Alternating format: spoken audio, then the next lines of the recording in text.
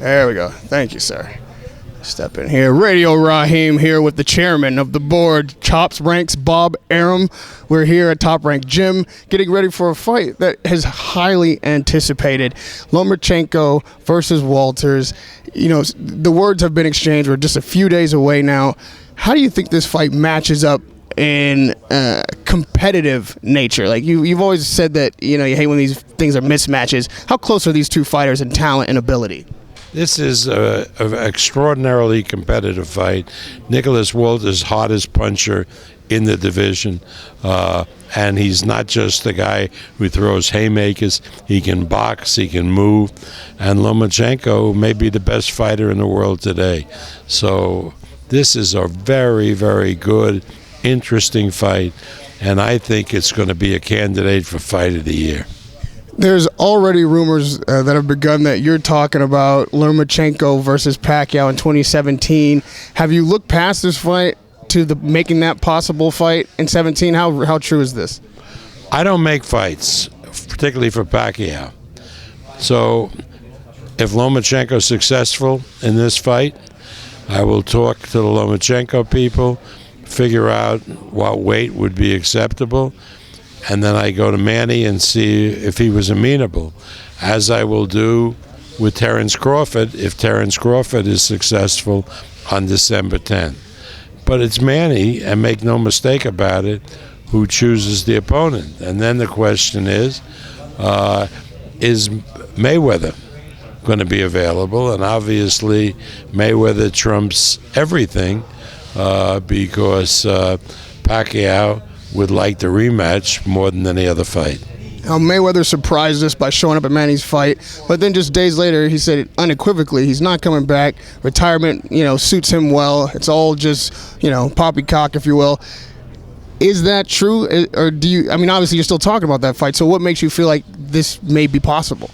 Well, it's possible until it's impossible, and obviously it's not possible while Floyd is still retired. So the question is, will Floyd stay retired? And that's a question that only can be answered by Floyd. So, I mean, I have no particular insight into it. But obviously, if Floyd was to unretire, that would be a fight that we would be very interested in making, Manny against Floyd. But again, don't read anything into it. I have absolutely no idea what Floyd is going to do.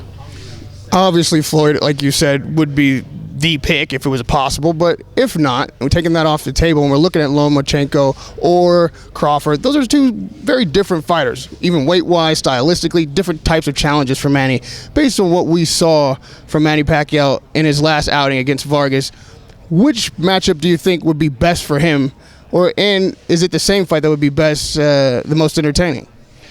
That's a question as to which fight would be best for him, for Manny, from the standpoint of winning or losing. That's a question better addressed to Manny and to Freddie Roach than to me. I just make the fights that they want me to make. Which fight do you think would be most exciting for the fans, win or lose, no matter who wins or loses? I think they would be both would be exciting. Maybe the Crawford fight would do a little better because he's an American and it would be an easier fight to sell, maybe. But Lomachenko would be an intriguing fight, and around the world, it would be the far bigger fight. If this fight Saturday night, Lomachenko versus Walters, does end up being a candidate for Fight of the Year, it's going to be in competition with the fight that we just saw last Saturday, Ward versus Kovalev. It's a lot of controversy after this fight as to who won, who should have won. I certainly watched the fight. How did you see it? Well, I must say, I didn't see the fight. I didn't see the replay. So I can't opine as to whether it was a correct decision or not. But one thing I can assure you, that fight will not be a candidate for Fight of the Year. It was not the Fight of the Year based on what I read about what the fight was. There was too much holding. There was not enough action. It will not be a Fight of the Year candidate. You've decried judges before, and when they've made obvious missteps, that they should be replaced. That there should be some system in place to weed out bad judges. With the kind of controversies that we had, obviously, I know now that you didn't see the fight. Do you think that the judges in that fight were appropriate? And are the judges coming up in your fight this Saturday? Are you happy with them ahead of time? Well, as far as the judges in the fight last Saturday. They look to me like very acceptable. I ask myself, would I have objected to any of them if that had been posed to me as a manager of one of the two fighters? And the answer is no, I wouldn't. I think that all three are highly competent judges. That doesn't mean necessarily they got it right, but they are competent judges. No question about it.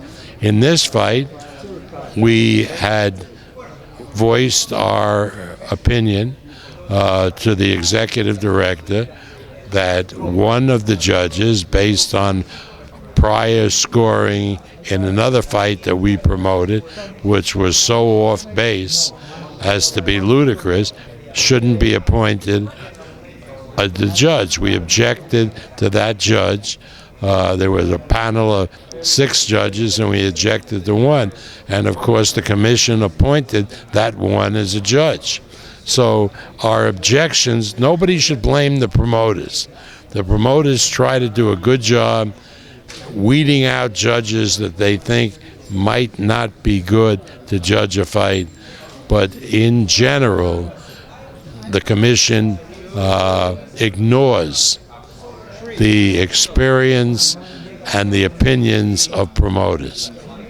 Do you feel like the commission plays a little bit of payback? You've been one of the most vocal people when you have criticisms to be critical. There were 6 judges that could have been picked. We objected to one, and that judge was picked. So you ask me if there was payback or wasn't payback. And lastly, Bob, 2017 is coming up. Whenever we get to the end of the year, I always like to try to get you to look ahead.